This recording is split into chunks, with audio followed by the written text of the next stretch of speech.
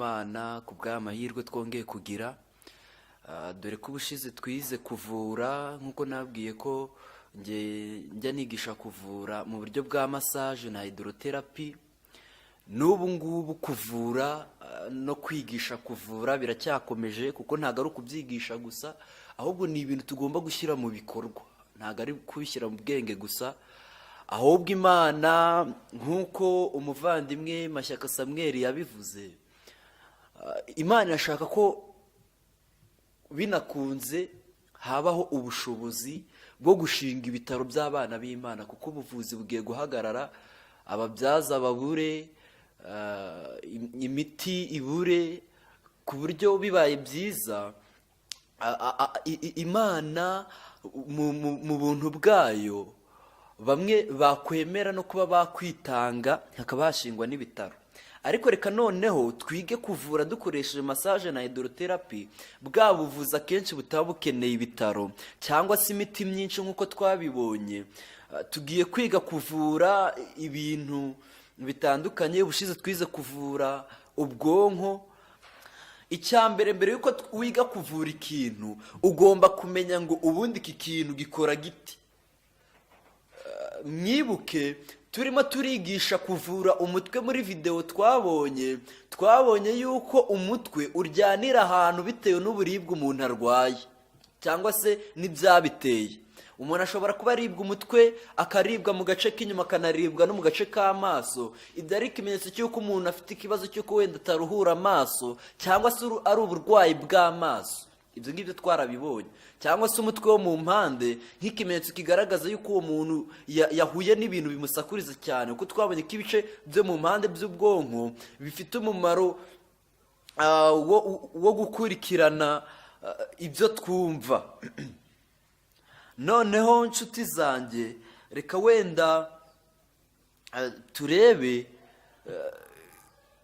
kuvura amatwi ndetse n'uburyo amatwi akora. Amatwi afite umumaro wo gutanga amakuru yerekeranye n'ibyo twumva, haba umuyaga, haba amajwi muri rusange. Ariko amatwi afite ibintu biyabangamira cyangwa se bikayangiza, nko kutayakorera isuku, cyangwa se kwambara za ekuteri n'ibindi byinshi mu gihe kirekire, cyangwa se gukunda kugenda mu muyaga. Hari igihe imiyaga igenda ikubita mu matwi ikinjizamo udukoko, cyangwa se uwo muyaga ugatuma kumva bigira ikibazo. Rero amatwi agizwe n'ibice bigera muri bitatu. Hari igice iki ngiki cy'amatwi y'inyuma. Iki ngiki cyo kimaze, nta kindi kimaze keretse gutangira amajwi ari gutambuka. Iki kintu kiramutse kidahari, kugira ngo umuntu yumve byazajya bimusaba kumwongorera gusa. Rero iki kintu cyo kimaze, bamwe bita ibikobokobo, icyo kimaze ni ugutangira amajwi kugira ngo abashe kwinjira. Hanyuma igice cya kabiri ni igishinzwe gukorana n'ingoma yo mu gutwi. Igice cya gatatu rero ni igice cya nyuma cyakira amajwi, ariko amajwi akaza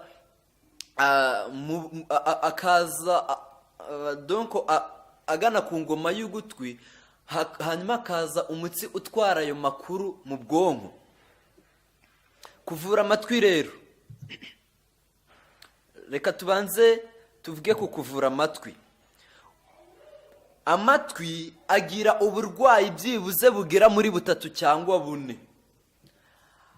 Amatwi afite ikibazo cya infection ushobora kuyarwanya ukoresheje icyo bita umutobe wa tungurusumu, nako amavuta ya tungurusumu. Ukuntu umuntu yakora amavuta ya tungurusumu, ashobora gufata nk'amavuta ya erayo, yarangiza agakata na tungurusumu duheke cyangwa se akadusekura, yarangiza akabivanga n'ayo mavuta. Uwo muntu ashobora kubishyira ku muriro, hanyuma agashyira udutonyanga turenze 2 cyangwa se nka 3, akadushira mu matwi ye. Infection itsindwa na tungurusumu. Ariko umuntu udafite ikibazo cya infection, ahubwo akaba afite nk'ikibazo cy'umuhaha, uwo muntu ikintu akora, afata icyondo cy'ibumba akagishyira ku gutwi. Uyu muntu agakunda no kunywa amazi arimo indimu. Uyu muntu biramufasha cyane, kubera yuko icyondo cy'ibumba gifasha imikorere y'amatwi igihe uwo muntu afite ikibazo cy'umuhaha, mu gihe haba harimo infection, uyu muntu ushobora gukora ya mavuta ya tungurusumu nk'uko twabibonye. Hari umuntu umwe wigeze kwandika ku rubuga arambwira ngo ugutwi kuri kunjya, ariko hari ubwoko bw'imiti buhita butabara buriya uburibwe bw'amatwi cyane, nko gukoresha ifu y'amakara. Ndashima Imana uwo muntu atanze ubuhamya yuko yakize. Iyo ufashe ifu y'amakara ugafata icyo bita papier hygienique, warangiza ukayirambura, ugafata icyondo cy'ifu y'amakara ukagishiramo muri papier hygienique, ugashira ku gutwi ukaryama igihe wumva ugutwi kuri kukurya, ukabirarana, cyangwa ukazingiraho agatambaro kazengurutse umutwe kugira ngo cya cyondo kibumba doko cy'ifu kitaza kuvaho, ukanguka bwa buribwe bw'amatwi bwashize. Haba hafi ubwoko bwose bwo kuribwa kw'amatwi y'umusonga wo mu gutwi, ariko nanone umusonga wo mu gutwi ushobora no gukamuriramo igikatsi cy'umunyeganyege. Ibintu bikoze uyu muntu kuribwa kw'amatwi kurashira. Nta n'ibindi bintu cyane turi buvuge ku matwi, kuko nta bintu bikomeye cyane wenda twavugaho, keretse wenda bibaye ngombwa. Reka tuvuge noneho ku bijyanye n'amaso. Amaso nayo, amaso buriya ni urugingo rushinzwe gutanga amakuru y'ibyo tureba. Amaso ameze nka kamera. Niba muzi n'ibice bya kamera, ni nako n'ibice by'ijisho bimeze.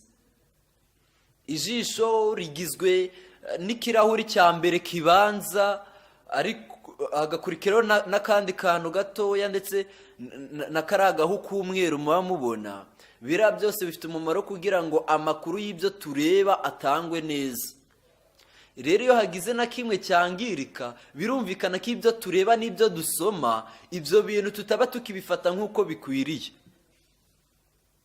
Ubwo rero reka ngiye kuvuga ku bwoko bw'uburwayi bw'amaso, hanyuma turebe n'ubwoko bw'imiti umuntu yakoresha aramutse afite ikibazo cy'amaso. Umuntu ashobora kugira ikibazo cy'amaso atukura, cyangwa se akagira ikibazo cy'isekera, cyangwa se akagira agakoko kaba kahumanije, bigatuma umuntu ameze nk'aho ari kurebera mu gihu. Kugira ngo uyu muntu umufashe mu buryo bwihuse ubu burwayi bwose mvuze, ikintu gishobora kubuvura mu buryo bwihuse kandi kikabufasha cyane, uyu muntu nanone ukoresha ifu y'amakara. Buri ifu y'amakara ivura ibintu byinshi cyane. Ufata papier hygienique ugashyiramo cya cyondo cy'ifu y'amakara, warangiza ukazajya ukirambika ku maso uko ugiye kuryama, ukazingiraho agatambaro ukazengurutsa umutwe, kugira ngo uyu muntu bize kumufasha cya kintu yakorewe kitekuza kumuvaho, igihe wenda ari nko kubirinduka kandi agakunda kunywa umutobe wa karoti. Uyu muntu agomba kunywa karoti, agafata icyatsi cy'imbatabata akagiteka nk'uko umuntu abiteka nk'icyayi, yarangiza uyu muntu akogesha ayo mazi y'imbatabata mu maso, uku gutukura kugenda gushira, akabikora kugeza akize. Hanyuma afite cya kibazo cy'agakoko, umuntu ureba akabona ibintu bimeze nk'igihu, uyu muntu akoresha umutobe wa karoti, cyangwa se akogeshamo amazi yabibijwemo icyatsi cyitwa ubuhumura neza. Uyu muntu biramufasha agatangira akareba neza. Ndumva kuvura amaso nabyo ari ibintu biri kumvikana cyane, kandi ntabwo ari ibintu bikomeye. Ariko none hari urundi rugingo tugiye kuvugaho rujyanye n'umuhogo n'amazuru. Umuhogo n'amazuru, impamvu nabifatanije nuko ni ibintu bikunda kugendana. Nk'iyo umuntu yarwaye gripe, buriya n'umuhogo, niyo mpamvu usanga rimwe na rimwe no kuvuga ijwi uba wumva sinzi ukuntu byagenze. Ariko buriya umuhogo n'amazuru ni ibintu hari ahantu h'udutsinga tumeze nk'udutiyo bihurira. Niyo mpamvu umuntu ashobora kunywa amazi ugasanga asohokeye mu mazuru, cyangwa se yaba afite ibimwira bikaza mu muhogo ariko akabigarura akabicira mu kanwa, aricyo bita igikororwa. Rero umuhogo ni urugingo rushinzwe gutwara umwuka n'ibiryo n'amazi. Gusa ni urugingo ruzirana n'imbeho. Buriya niyo mpamvu abantu bakunda kwambara za furari. Furari ni igisubizo ku bantu bakunda kugira uburwayi bwo mu muhogo, kuko imbeho ituma mu muhogo haza utubyimba ari two bita angine. Umuntu yazajya amira ugasanga ari kubabara, cyangwa se yaba yanyweye ibintu bikonje bikamutera angine n'ubundi, cyangwa se imbeho. Uyu muntu rero agomba kwirinda ibintu bikonje, yewe no kuvunika k'umuhogo cyangwa se kw'ijosi. Uyu muntu kugira ngo afashe umuhogo we ntago agomba gukunda kugendera mu bintu by'imbeho, ahubwo uyu muntu akeneye icyo bita hydrotherapy. Uyu muntu ikintu umukorera, ufata igitambaro cyoroheje cyane ukakibanza ku ijosi, kubera ko uba ugiye gukoresha amazi ashyushye. Ndetse mbibutse n'amahame agenga ubu buvuzi, iyo ugiye gushyira igitambaro cyakuwe mu mazi ashyushye cyane, iteka ugomba kubanza kandi gatambaro koroheje. Igihe ugiye gukoresha amazi ashyushye cyane kugira ngo atababuka uruhu. Rero iyo ugiye gukora massage y'ijosi ukoresheje amazi, uyu muntu ufata agatambaro koroheje cyane karatuma ubushyuhe bugera ku mubiri, ukakabanzaho, maze ugashyiraho n'igitambaro cyakuwe mu mazi ashyushye cyane, ukagishyira hejuru y'ako gatambaro ku ijosi, ukagereka kandi gatambaro gatuma ubushyuhe buri muri cya gitambaro cyakujijwe mu mazi ashyushye bitavamo. Uyu muntu iyo ubikoze warangiza ugatangira ukamasa ugorora ijosi, ukandakanda hari kubabara, ukaribirindura, ijosi buriya rimera neza. Abantu bakunda kurwara igikanu bakabyama nabi ugasanga ijosi ryavunaguritse. Biba byiza iyo uwo muntu ukunze kugorora ijosi. Ibyerekezo byose waritwaramo, uyu muntu wavura ijosi rye. Reka noneho tuvuge ku bijyanye na angine. Angine ni uburwayi bwo kubyimba utubyimba mu muhogo twatewe n'imbeho, kuko umuhogo uzirana n'imbeho bikomeye cyane.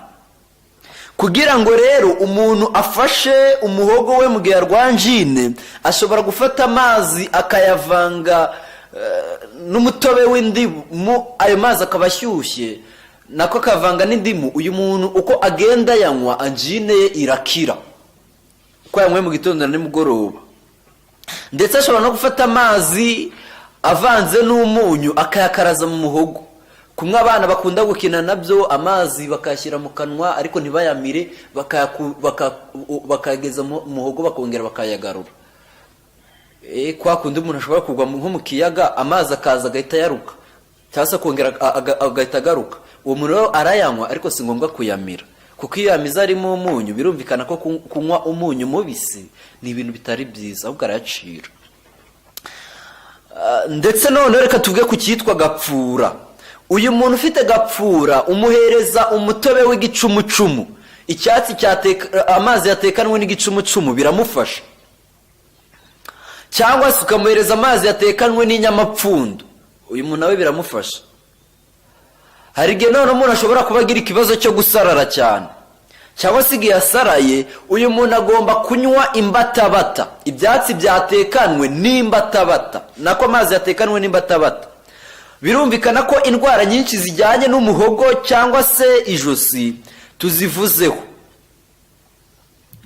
Reka tuvuge noneho ku bijyanye n'umutima, ariko mbere yuko tureba umutima ku bijyanye n'uburwayi bwawo, reka nze turebe video ivuga ku kuvura umutima, donc ku mikorere y'umutima. Circulatory system and its function. Muri kumwe na none na Ngabo Salomo.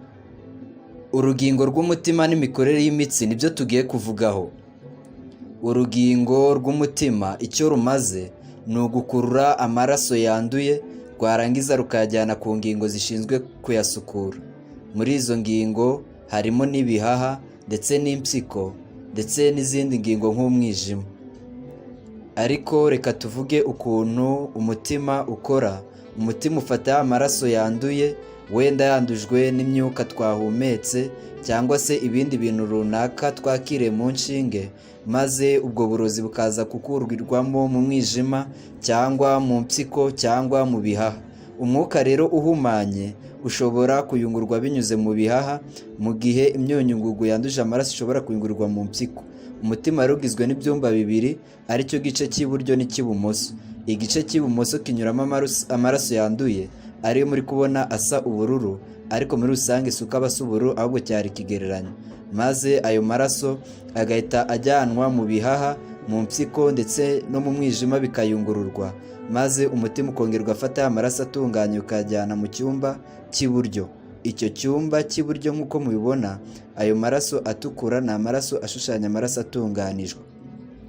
Hanyuma ayo maraso arasunikwa, maze ayo maraso akajyanwa mu mutsi witwa aorta, ushinzwe gukwirakwiza amaraso meza mu mubiri wose. Muri makeya ni gutyo umutima ukora.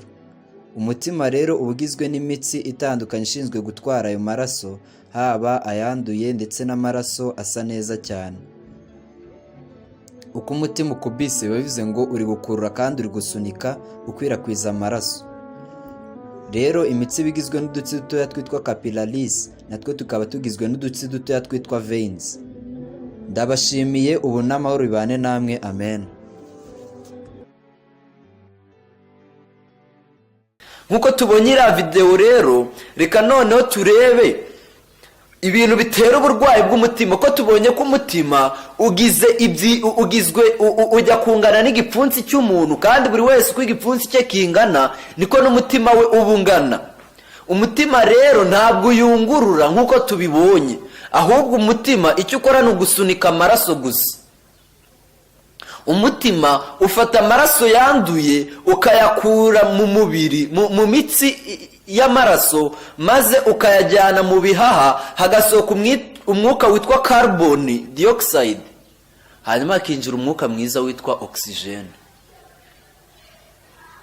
Ayo maraso aba ari gusunikwa mu bihaha, akayungururwa akongera agasubizwa mu mutima, umutima ukongera ukasunika mu mubiri.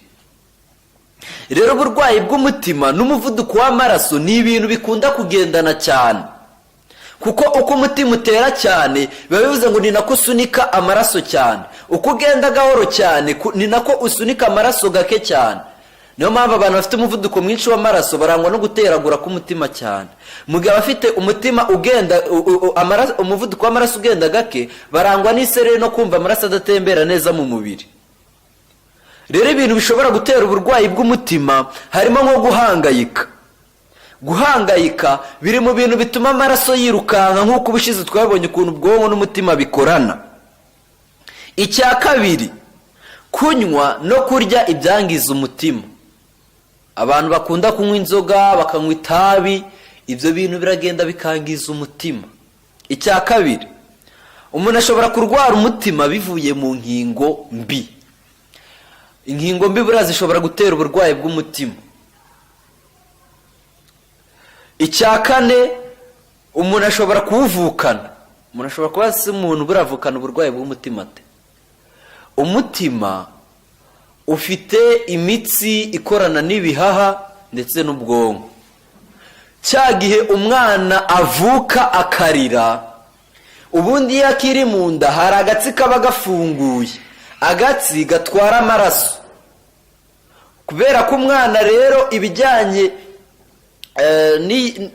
n'imikorere y'umutima akiri mu nda ya nyina, buri umuntu ntabwo yahura n'ikibazo cyo kuyungurwa n'amaraso cyane.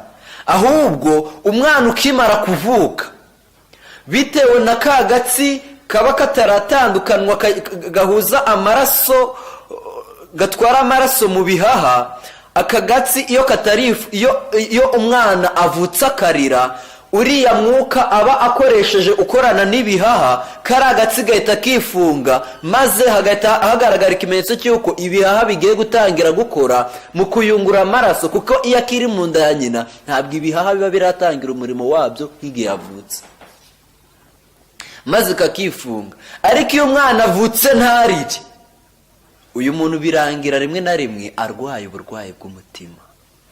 Niyo mpamvu hari umuntu w'Igisenyi uretse kumpamagara ati umwana yaravutse ntiyarira, ati ariko bimeze gutya na gutya. Ndavuga ati umwana ashobora kuba arwaye umutima. Ku bitaro banga kumusezerera, baza kuvuga yuko koko umwana arwaye umutima. Ariko biriya nabyo aba ari ingaruka z'ukuntu umubyeyi utwita umwana rimwe na rimwe aba yitwara. Nabyo bishobora kubaho. Hari imyitwarire umubyeyi utwita umwana agira bikaba byagira ingaruka no ku mivukire y'umwana we. Buriya ruriya rusaku umwana avuka arira ni amahirwe akomeye cyane, kuko uriya mwuka winjira mu bwonko iyo ubuze, hari ingingo z'ubwonko zihita zipfa. Niyo mpamvu umwana wavutse ntarira rimwe na rimwe aba nk'ikigoryi. Uriya mwuka wa oxygene arira agahita ahumeka ari mwinshi ujya mu mutwe. Ubukenewe cyane, ubukenewe cyane. Umuntu rero nk'uko twe tubibonye ashobora kuvukana uburwayi bw'umutima. Noneho reka turebe ubwoko bw'uburwayi bw'umutima umuntu agira. Noneho hari ubwoko bw'umutima burimo guteragura k'umutima. Umuntu ufite ikibazo cyo guteragura k'umutima, hari ikintu cy'ingenzi wamukorera. Umurambika ku gitanda maze yajyama ukarambikaho igitambaro cyakojejwe mu mazi ashyushye, ukazajya ugishyiraho iminota 15 igashira. Wabona kigiye gukonje kongerwa ugashyira mu mazi ashyushye ukongera ukarambikaho. Uyu muntu guteragura k'umutima kwe kurahagarara. Ariko namuhereza n'amazi yavanze na tungurusumu zasekuwe cyangwa se byatekanwe bikamufasha. Haranjine y'umutima ni uburibwe bubabaza buba mu mutima, ariko atari ugutera k'umutima gufite ikibazo ku muvuduko wawo. Uyu muntu ufata igitambaro, nari mbabwiye ku guteragura k'umutima ntabwo ari igitambaro cyakojejwe mu mazi ashyushye, ahubwo nakonje. Nakonje ku guteragura k'umutima. Ahubwo anjine niho ukoresha igitambaro cyakuwe mu mazi ashyushye. Uyu muntu iya anjine yo kuribwa k'umutima itihagarara, akabikora hagati y'iminota 10 na 15. None umutima uri gutera gake cyane, uyu muntu umuhereza urusenda rwemewe n'Imana rwa Kayena, ariko akabikora mu rugero. Nubwo rwemewe rugomba gukoreshwa mu rugero, ukayivanga n'amazi ashyushye, maze uyu muntu akayinywa, bituma amaraso atembera neza mu mubiri, ruragurwa. Noneho reka tuvuge ku ndwara z'imitsi ivana amaraso mu mutima. Harimo umuvuduko w'amaraso wihuta n'umuvuduko w'amaraso ugenda gake. Hypertension, umuvuduko w'amaraso wihuta. Uyu muntu agomba kunywa tungurusumu, uduheke twa tungurusumu akadutekana n'amazi, uduheke nka 4 cyangwa 3 bitewe n'ingano yatwo, akabinywa 3 mu cyumweru. Cyangwa se kunywa umutobe wa onyo no kuyirya. Agakunda gukora siporo. Uyu muntu umuvuduko w'amaraso ushobora gukira. Hypotension, umuvuduko w'amaraso ugenda gake, urangwa n'isereri no gutera guke k'umutima. Mugihe umuvuduko w'amaraso wihuta, umutima ubutera cyane. Umuntu ufite umuvuduko w'amaraso ugenda gake, uyu muntu agomba gukunda gukaraba amazi akonje no gukunda kuryama mu mazi ya rumari, niba hari za base abantu bajyamamo, nubwo zihenda cyane, ndetse no kuyinywa. Ibyo bintu bigabanya isereri. Agakunda no kunywa tungurusumu, ko tungurusumu iyo umuvuduko w'amaraso abaye mwinshi urawugabanya, wanaba muke ukanawongera. Uyu muntu agakora n'imyitozo ngororamubiri. Noneho hari igihe umuntu afite ibinure byinshi ku mutima, maze umutima ukagenda umurya bitewe nuko uri kugenda wiyegeranya. Uyu muntu ubundi aba akeneye kunywa umutobe wa tungurusumu. Reka tuvuge none ku ndwara z'imitsi ivana amaraso mu mutima. ibibazo biza mu gutembera kw'amaraso mu ngingo zose, ugasanga ingingo zimwe na zimwe ntabwo amaraso azigeramo neza. Uyu muntu aba akwiye gushyira ibirenge urwo rugingo amaraso adatemberamo neza mu mazi ashyushye, niba ari ibirenge cyane cyane kuko anari byo byiza muri rusange, gushyira ibirenge mu mazi ashyushye avanzemo n'umunyu. Noneho hari abantu nk'uko nabivuze ko ndabivugaho, hari abantu amaraso adatembera neza bitewe n'imbeho. Umuntu aba agomba kunywa icyayi cyemewe n'Imana akakivangamo umutobe w'indimu, akakivangamo amazi y'indimu cyangwa se indimu yakamuwe. Indwara z'imitsi igarura amaraso mu mutima. Umuntu ashobora kugira imitsi yabyimbye igarura amaraso mu mutima. Umutobe w'indimu niwo ufasha ibi bintu, bigatuma amaraso atembera neza. Noneho igihe imitsi yabyimbye ikanangirika, ibyo ngibyo ukabibonera nko ku kabombambari hejuru cyangwa se hejuru y'agatsi, ukabona hari udusebe twatangiye kuza, uwo muntu uwurambikaho imbatabata. Noneho ku bijyanye no kubyimba, ibirenge hari igihe bibyimba bitewe n'uburwayi bw'umutima. Iyo umuntu afite kubyimba kw'ibirenge ari umutima, wabisuzumye neza umutima utera cyane, uyu muntu agomba buri gihe kuryama yashyize ibirenge hejuru y'umusego, umutwe akaba ari ujya hasi, donc amaguru akaba yerekeye hejuru. Hanyuma mu gitondo ugakora massage, ukabanza ugashyushya amaguru wisize amavuta nawe wayamutotobetse ku birenge, maze ugakora massage uganisha mu cyerekezo usa nawe uyasubiza hejuru. Kandi si ibyo gusa, ukanazinga bande, ukamuzinga bande uvana ku birenge uzamura hejuru. Uyu muntu nyuma y'iminsi runaka mu gitondo na nimugoroba uko ugenda ubikora arakira. Naribyo navuze, hari umuntu wari ufite icyo kibazo, bimufashe muri ubwo buryo arakira pe, arakira. Ni ibintu byizewe. Reka noneho nk'uko nari mbivuze, massage iri mu bintu bifasha uburwayi bw'umutima, wenda mu bimenyetso by'uko amazi yagiye mu birenge no mu maguru. Ariko noneho reka abe gusoza iki cyigisho, twize ibintu byinshi: kuvura amaso, kuvura amatwi, kuvura amazuru, umuhogo, umutima, umuvuduko w'amaraso, imitsi ivana amaraso umutima iyagarura. Ibyo byose twabibonye. Ubutaha tuzareba n'izindi ngingo ndetse na massage yabyo. Ubu n'amahoro bibane namwe. Reka dusenge. Mana yacu, Mana ikunda, Mana ibabarira, utwigishije uko umuntu yakwita ku magara ye ndetse n'ukuntu twakora ubutabazi bwihuse ku burwayi bwa sinezite, uburwayi bw'amatwi, uburwayi bw'amaso, uburwayi bwa angine, uburwayi bw'umutima n'umuvuduko w'amaraso. Turagushimiye cyane kubw'ibitangaza ukoze, kandi uzaho ubwenge abakeneye kumva ibi byigisho, mu izina rya Yesu. Amen. Amen.